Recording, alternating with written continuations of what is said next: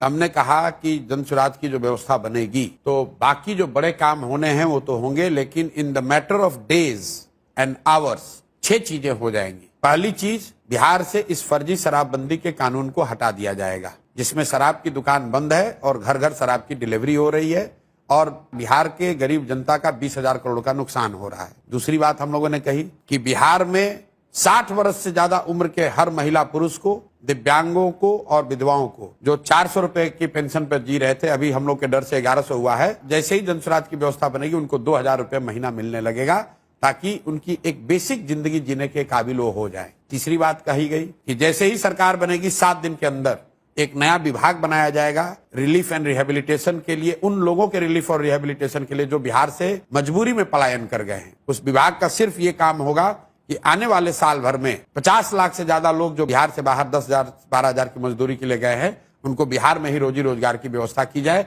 उनको बाहर न जाना पड़े। चौथा काम ये किया जाएगा, जिस गांव में भी सरकारी विद्यालय की हालत खराब है वहां गरीब लोगों को ये सुविधा दे दी जाएगी कि जब तक सरकारी विद्यालय आपका नहीं सुधरता है, आप अपने बच्चे को अपने इलाके के प्राइवेट स्कूल में भेजिए, उसका फीस सरकार भरेगी। पांचवा चीज ये किया जाएगा कि जो लोग भी खेती कर रहे हैं, जो लोग भी खाने वाली खेती से कमाने वाली खेती में मूव करेंगे, मतलब जो धान गेहूं ज्वार बाजरे की खेती को छोड़कर कैश क्रॉप की खेती में जाएंगे, उनको मनरेगा के तहत मजदूर मुफ्त कर दिए जाएंगे। और छठवीं और अंतिम बात, जितने भी लोग यहाँ पर रोजी रोजगार करना चाहते हैं, जो महिलाएं हैं, युवा हैं, उसको हम लोग भीख नहीं देना चाहते हैं। उसको ये कहते हैं कि आप कर्ज लीजिए,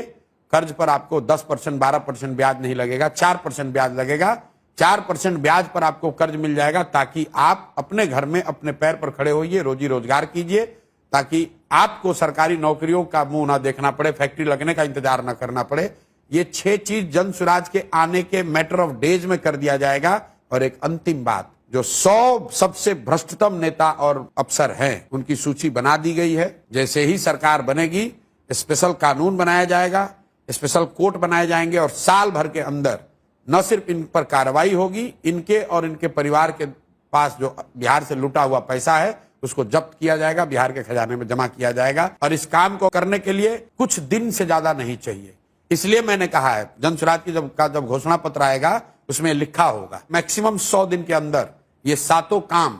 नहीं हम लोगों ने कंप्लीट किया तो 100 दिन के बाद इस सरकार को इस्तीफा दे देना होगा। आप जो ये घोषणा पत्र का पहला घोषणा होगा। मैं आपके चैनल पे पहली बार कह रहा हूं, किसी को बहुत बड़ी बात है कि हम लोग 5 साल हम लोग रिप्ले करेंगे। बिल्कुल 100 दिन के अंदर अगर ये 7 काम आपको नहीं दिखेगा तो आप 5 साल मत इंतजार कीजिए, 2 साल इंतजार मत कीजिए, 100 दिन के अंदर इस सरकार को इस्तीफा दिलवा दीजिए।